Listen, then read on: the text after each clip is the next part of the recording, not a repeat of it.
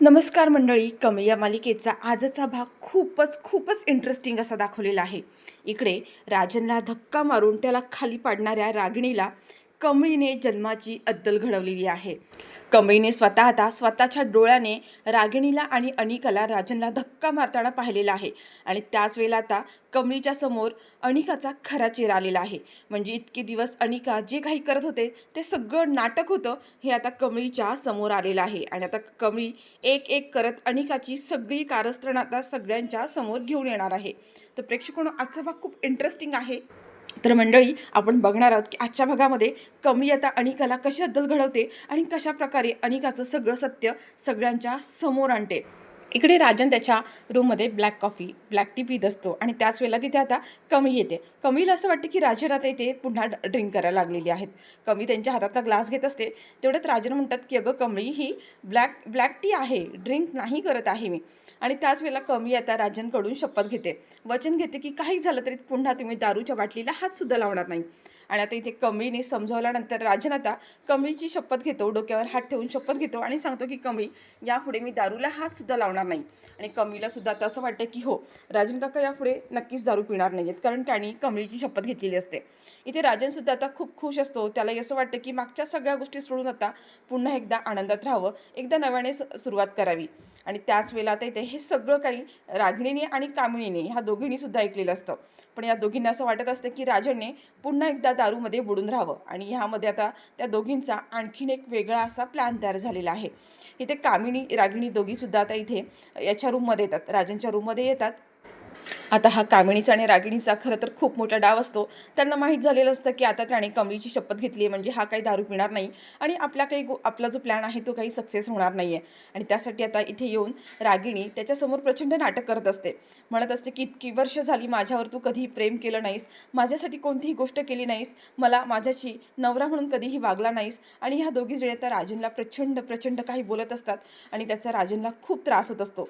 आता रागिणी तिने एक बॉटल आणलेली असते, जी ड्रिंक जी असते ती आता मुद्दामच ती आता राजनच्या समोर आणते आणि म्हणते, हे घे आणि अजूनही दारूमध्ये बुडूनच राहा, कारण माझी सगळ्यात मोठी चूक झाली आहे की माझ्या मुलीला मी तुझ्या गळ्यात बांधलं आणि त्याची शिक्षा माझी मुलगी अजूनही भोगते.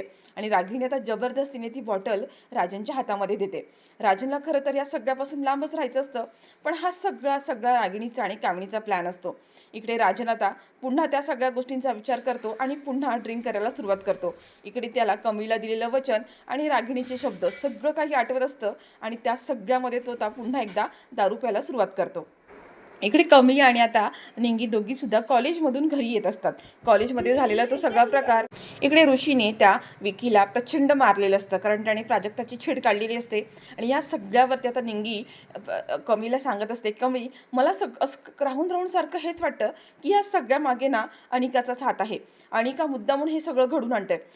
कमी तुला कळत का नाही आहे? तुला आठवतं ना की ज्या वेळेला रागिणी काकूच्या गळ्यातला जेव्हा हात चोळीला गेला तेव्हा त्या मुलीने तुझे कपडे घातले होते. असं कोण करू शकतं सांग? कोणती मुलगी तुझे कपडे घालून येईल? म्हणजे हे सगळं कोणीतरी तुला मुद्दाम अडकवण्यासाठी करतंय. आणि कमी तुझ्या लक्षात काय येत नाही, हे सगळं फक्त अनिकाच करू शकते. आता इथे कुठेतरी तिला निंगीचं म्हणणं पटतही असतं, पण अनिकाच्या वागण्यावरून इथे कमीला असंही वाटतं की नाही अनिका एवढं पण करणार नाही. निंगी कमळीला पोटतिडकीने सांगत असते की मला अजूनही वाटतं की या सगळ्यामागे अनिकाचाच हात आहे. तुला दिसतं ना तसं नाही आहे कमळी हे सगळं. त्यावर आता कमळीला सुद्धा असं वाटत असतं की खरंच हे सगळं अनिकाच करत असेल का? माझ्यावर तो चोरीचा आळ आणि तो हार चोरणारी मुलगीसुद्धा सेम माझ्यासारखीच होती. म्हणजे या सगळ्यामध्ये कोणीतरी मला अडकवण्याचाच प्रयत्न करत आहे. आणि हे कोण करू शकतं? रागिणी, कामिनी आणि अनिका यांच्याशिवाय तर दुसरं कोणी करू शकत नाही. आणि त्याच्यामुळे आता कुठेतरी कमळीला 100% खात्री पडते की या सगळ्यामागे अनिकाचाच हात असू शकतो. आणि त्याच वेळेला इकडे आता घरामध्ये अनिकाचा, कामिणीचा आणि रागिणीचा एक प्लॅन सुरू आहे. तो म्हणजे आता राजनला त्यांना खाली पाडायचं असतं आणि त्यांनासुद्धा आजोबांसारखंच व्हीलचेअरवर बसवायचं असतं. आणि त्यासाठी अनिका आता पूर्ण हॉलमध्ये सगळीकडेच जे मार्बलचे छोटे स्टोन असतात ते सगळे स्टोन खाली टाकून ठेवते, जेणेकरून राजन त्याच्यावरून पाय घसरून पडेल आणि तो सुद्धा आजोबांसारखाच कायमचा त्याची बोलती बंद होईल आणि सगळं राज्य काही त्यांच्या हातामध्ये येईल. इकडे या तिघींचा सुद्धा प्लॅनिंग चालू असतो. तिकडे राजनने इतकी काही ड्रिंक केलेली असतो आणि तो गार्डन एरियामध्ये आजोबांशी त्यांच्याशी रडत असतो, त्यांना काही गोष्टी सांगत असतो. पुन्हा तो त्याच त्याच गोष्टीमध्ये गेला आहे आणि आजोबांना म्हणत असतो की मला कशातच इंटरेस्ट राहिलेला नाही आहे, मला जगावंसं वाटत नाही आहे. आता आजोबांना बोलता येत नाही, ते फक्त राजनच्या डोक्यावरून हात फिरवत असतात आणि त्यांनासुद्धा राजनची अवस्था बघून खूप वाईट वाटत असतं. आणि त्याच वेळेला राजन आता इथे आजोबांना सांगत असतो की सगळं काही संपलेलं आहे, मी इतके दिवस झाले फक्त तुम्हाला फसवत आलेलो आहे, मी आता तुम्हाला खरंही सांगू शकत नाही आणि खोटंही सांगू शकत नाही, अशी अवस्था झाली आहे माझी. मी तुमच्या सगळ्यांचाच गुन्हेगार आहे, तुमच्या सगळ्यांपासून मी एक गोष्ट लपून ठेवलेली आहे, मी काय करू ना मला काहीच कळत नाही आहे. आता हे सगळं काही राजन बोलत असतो आणि त्याच वेळेला तिथे आता रागिणी आणि कामिणी दोघीसुद्धा येतात. आता इथे रागिणीला तिथून राजनला घेऊन जायचं असतं, कारण त्याने राजनला पाडण्यासाठी सगळीच तयारी आधीच करून ठेवलेली असते. आणि त्याच वेळेला आता इथे रागिणी येते राजनजवळ आणि म्हणते की राजन, किती दारू पिऊन बसलायस तू आणि काय बडबड चालली आहे तुझी, चल आतमध्ये रूममध्ये चल. आणि आता रागिणी घेऊन चाललेली असते तर राजन तिथून उठायला तयार नसतो. त्याने आजोबांच्या पायाला घट्ट धरून बसलेला असतो आणि त्यांच्या मांडीवर डोकं ठेवून तो रडत असतो. रागिणी म्हणत असते की चल ना राजन चल, काय चाललंय तुझं. आणि रागिणीचा तर राजन ऐकत नसतो, पण रागिणी मात्र त्याला जबरदस्तीने उठवते आणि म्हणते की राजन चल, किती ड्रिंक केलेस तुला कळतंय का, चल आतमध्ये जाऊन आराम कर आणि आबांना सुद्धा इथे आराम करू दे. असं म्हणत रागिणी आता इथे राजनला दोघीसुद्धा उठवतात आणि रागिणी आता त्याला राजनला आतमध्ये घेऊन जाते. तर कामिणी इथे आजोबांच्या जवळ येते आणि म्हणते की जाऊ दे, त्यांना आतमध्ये जाऊ दे, काय आहे ना ह्या व्हीलचेअरवरती ढकलगाडी करत तुम्ही एकटेच आहात ना, तुमच्या जोडीला कोणतरी पाहिजे की नाही. आता कसा हा राजन दारू पिऊन ढकलत ढकलत त्याला घेऊन जावं लागतंय, त्याला पकडून न्यावं लागतंय. काय ना त्याची पण तुझ्यासारखी जर सेम अवस्था झाली ना की तो पण तुमच्या साईडला व्हीलचेअरवरती येईल. आणि रागिणी आता इथे आजोबांना घाबरवत असते. कामिणी म्हणत असते की राजनची सुद्धा अवस्था सेम तुझ्यासारखीच होणार आहे, तोही सेम तुझ्यासारखाच ढकलगाडी करत करत त्यालाही मी असंच अवस्था करून ठेवणार आहे. मग तुम्ही दोघंही बाप लेक ढकलगाडी खेळत बसा हां, असं म्हणत आता कामिणी तिथून निघून जाते. तिकडे रागिणी राजनला घेऊन आतमध्ये येते आणि राजनची चालण्याची सुद्धा अवस्था नसते. तिकडे अनेकाने पूर्ण हॉलमध्ये मार्बलचे स्टोन खाली पाडून ठेवलेले असतात, जेणेकरून राजन खाली पडेल. आता आजोबा इथे राजनला आवाज देण्याचा प्रयत्न करत असतात, त्याला सांगण्याचा प्रयत्न करत असतात की आतमध्ये जाऊ नकोस, कारण ह्या दोघींचं काहीतरी कटकारस्थान आहे.